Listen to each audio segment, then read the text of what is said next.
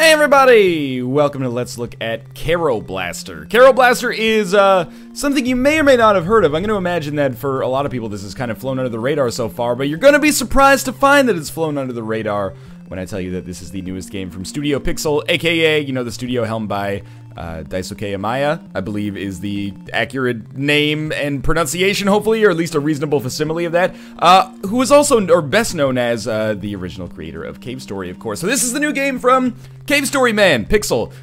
It's exciting because I think this is the first new property I've played from him since, you know, 2004, technically, when Cave Story actually came out, and it's got a little bit of a Cave Story vibe to it, but an analogy I heard on Twitter that I liked a lot was that, like, where Cave Story felt like a Super Nintendo game, it's Metroidvania-ish, it's kind of sprawling. This feels much more like an NES game, like an NES version of Cave Story almost. It's linear, level-based. I think, you know, I like the game. I do think a lot of people are going to compare it, perhaps unfavorably, to Cave Story so far, which is a little bit unfair, because it's a nifty little game in its own right. You can get it for $8 on the Playism store. It's not available on Steam, at least not yet, but I will link to that in the video description below. And for $10, you can get the game plus its soundtrack, and this has maybe some of the best music I have played in an indie game in years, like Cave Story did as well. So we're going to start a new game here. I hear that the game is relatively short, but kind of like positioned for replayability. I've heard that maybe there's a little bit of a new game plus type thing going on with it, but the first playthrough I've heard anywhere from like an hour and a half to 2.5 hours. So we're going to start a new game here rather than jump into a level that might be a little bit further along. Multiple save files here. Is this your first time? No, which should mean that I don't have to go through a tutorial. My apologies. But we will get a little bit of a story here. So again, the story's told a little bit more linearly than it is in something like Cave Story. I guess Cave Story it's a Metroidvania, but the story, I guess, is kind of told linearly. But anyway, we play as a custodial scientist, basically, that works for Cat and Frog Incorporated. We're the frog. You will discover the cat at some point.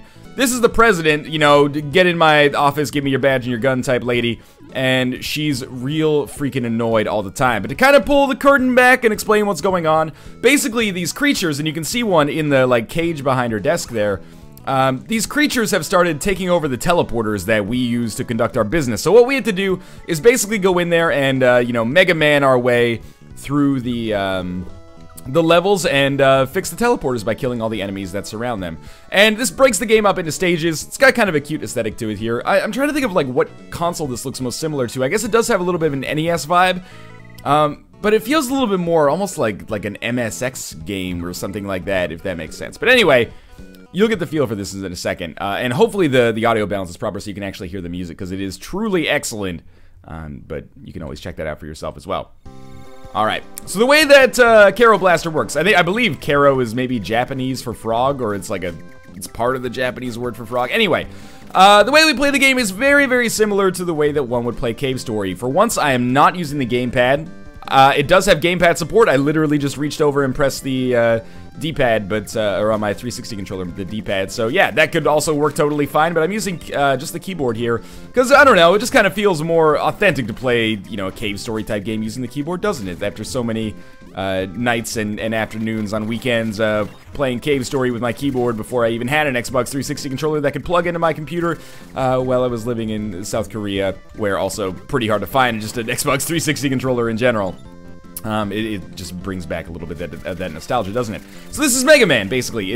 Or Cave Story, you know, if you want another comparison. Or Contra, if you want even another comparison. Metal Slug, but we're getting a little bit further away from the homages here, I think, that are most apparent. You walk, and you shoot, and you jump, and that's pretty much it. Now, there is a little bit of a novelty. Oh, that was really stupid of me. I took damage. There's a little bit of a novelty to the shooting, and that is, once you start shooting in a direction, you can walk in any direction, or, you know, any of the two directions, and keep shooting in that direction. So this is really useful if you have enemies that are far away, or let's say you have an enemy chasing you. You can do this, and you don't... It's almost like the mechanics of a twin-stick shooter. You can shoot behind you while moving away, whereas normally, if you were playing like Mega Man, you would actually have to move in that direction, or at least face in that direction. It makes some meaningful strategic differences, but it's not the biggest deal in the whole scheme of things. I did get that heart there. So we have a health meter. You know, unlike Cave Story, we don't really have, you know, numerical HP, and enemies do variable amounts. Instead, we just have kind of like a very Boolean system. Did you take damage? Yes, that damage is 1 heart then. When your hearts are done, you lose a life. When you lose all of your lives, you have to restart the level from the beginning. And the game has been a little tricky so far, not super challenging, but tricky-ish. I've died on the boss that we're going to face on this level a couple times, and I'll probably play through a couple stages. I will admit that I've only played about 40 minutes of Kero Blaster so far, but I have gotten about halfway through the game based on what other people have told me, so I thought that that was probably suitable for a first impressions type video. And if you disagree, well then I apologize for that. The coins that you can pick up, I really, you know, this is just a matter of personal pride. I fucked up that jump the first time I came through here. That was really bad. I fucked up that jump the first time I came through here as well. I want to see if it might be possible to jump all the way from this one to that one. There's momentum, so we want to get started a little bit here, and no, okay, disregard.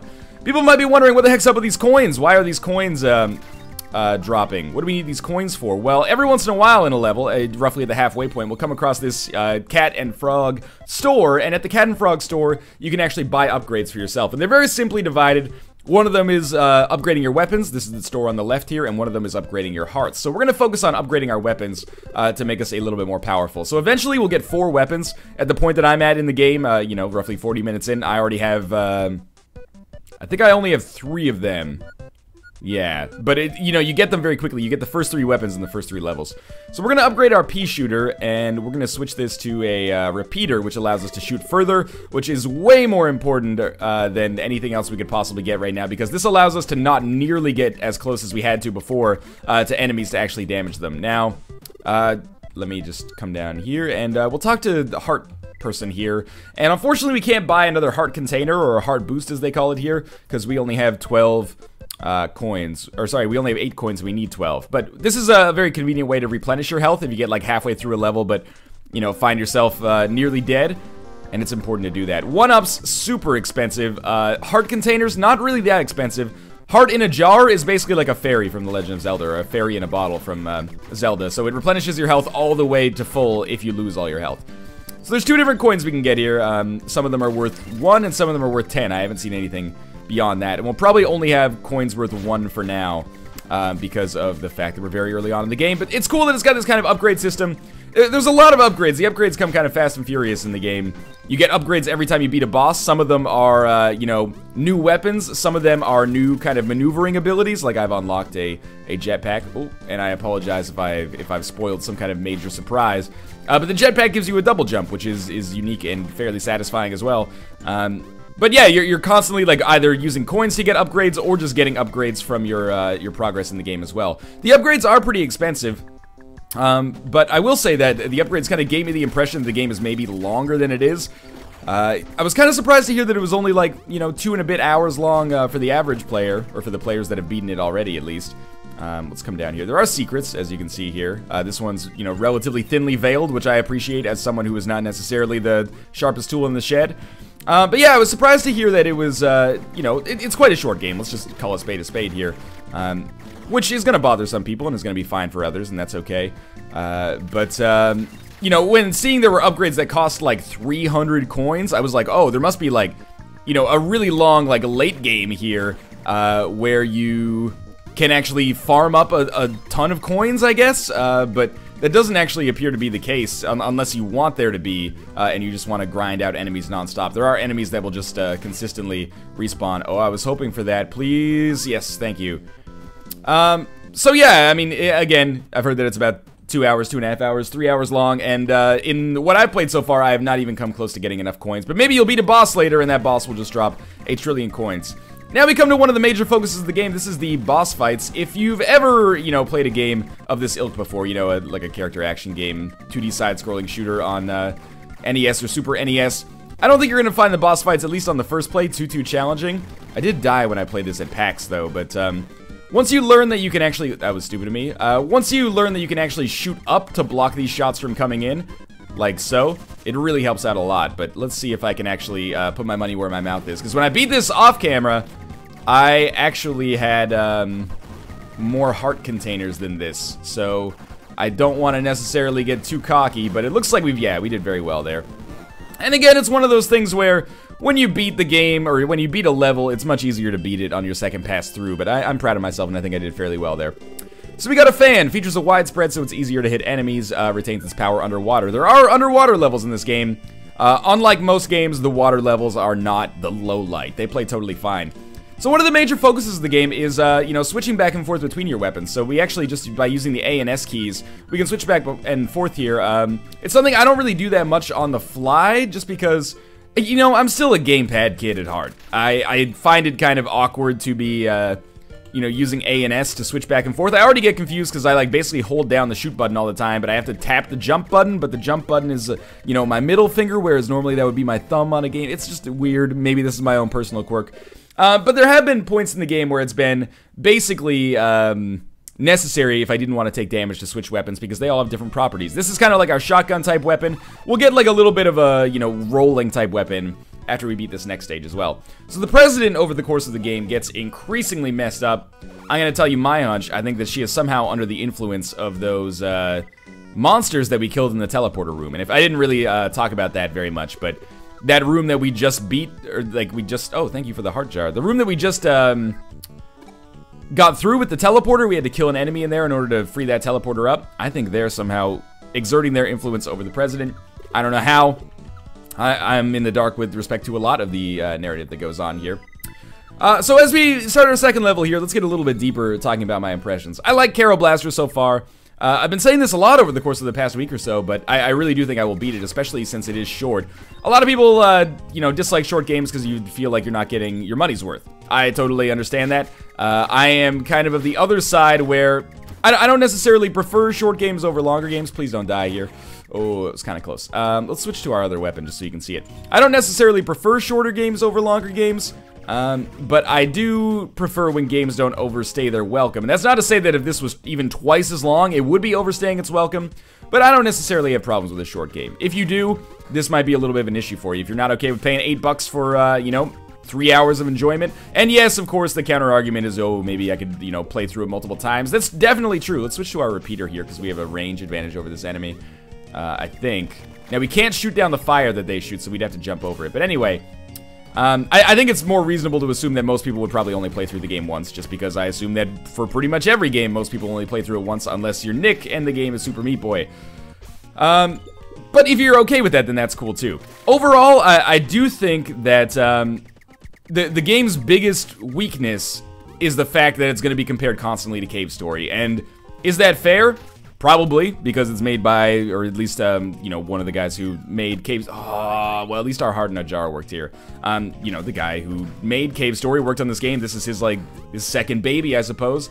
I think it's fair to make that comparison, and if you actually compare them and you're like, okay, well, Cave Story is the sprawling, like, you know, masterpiece, basically, that, was one of the first indie games, you know, for many people that's kind of like considered like the Kickstarter of the indie movement is Cave Story coming out. It was free, it was, you know, wonderful, and really like a fully realized product with a great story, great music, super good mechanics, and stuff like that. And I think Kero Blaster compares kind of unfavorably to that game. That being said, I still think Kero Blaster is pretty good, and if you like Cave Story, it kind of feels like, you know, like the Cave Story formula, especially for movement and shooting, applied to a different kind of aesthetic, and I think it's well worth playing. And if you're one of the people that really like Cave Story and one of the reasons you liked it was for the music, I really can't stress enough that the soundtrack is one of the major highlights going on in the game. I think the game's fun to play.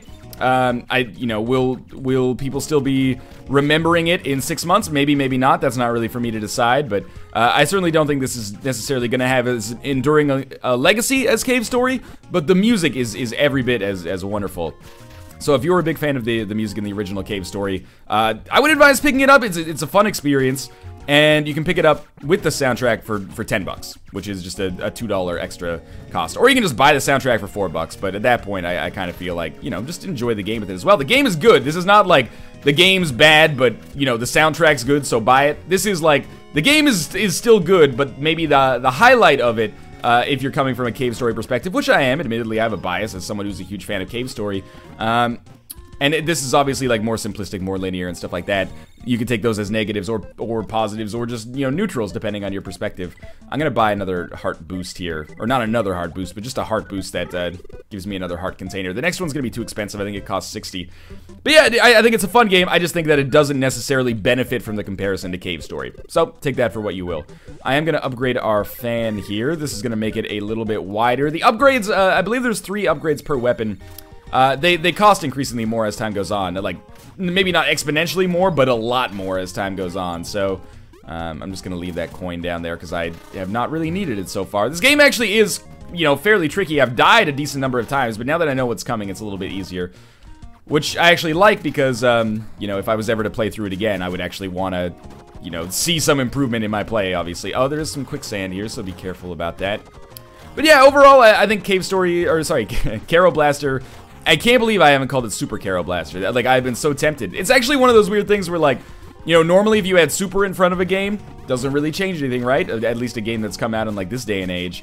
Obviously, previously, it might have meant that it came out for the Super Nintendo or something like that, but in this game, I think calling it, you know, Super Kero Blaster would actually be a little bit of a disservice because, you know, again, whereas Cave Story, ooh, that hurts, but we got a heart back. Whereas Cave Story was a little bit more SNESy, this is, again, a little bit more NES-y. I wish I could remember who actually tweeted along those lines, because as soon as I played the game, I was like, oh, yeah, I totally get what you're saying with respect to that. This shouldn't be called Super Kero Blaster. This should be called Kero Blaster, not least of which is because that's its actual name. But anyway, this is going to be our second boss fight, and it'll probably be where we also call it quits on the video. The boss fights are a strength of the game, but, you know, it's kind of like something like Super Meat Boy, where once you get them memorized, they are fairly easy, even though I took damage right off the bat.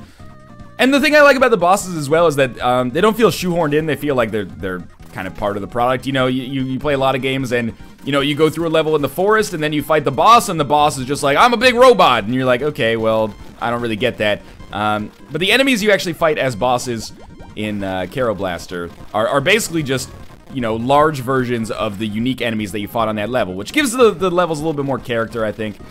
The reason this fight can be sort of tricky, although I did beat it on my first or second try, is because those little tiny, like, gopher monsters that get summoned after the big one spawns make it very difficult to jump over, as you might be seeing there. So I'm gonna try to, like, oh, that was scary. I'm gonna try to kill him before he gets over here, just so that those gopher monsters despawn.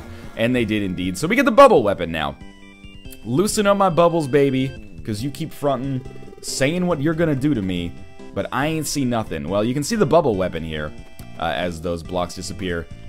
Music is really, really darn good. Anyway, you can see this is like, you know, like your bubble launcher in Smash TV or something like that. It kind of goes along the ground, bounces, and it's buoyant, so it floats on water. There is a treasure chest over here we can get, but I'm not going to get it. So, as you might expect, the next level is a water level, so we're going to be using our fan and our bubble weapon pretty regularly to make that happen. But anyway, that's the first two stages of Kero Blaster.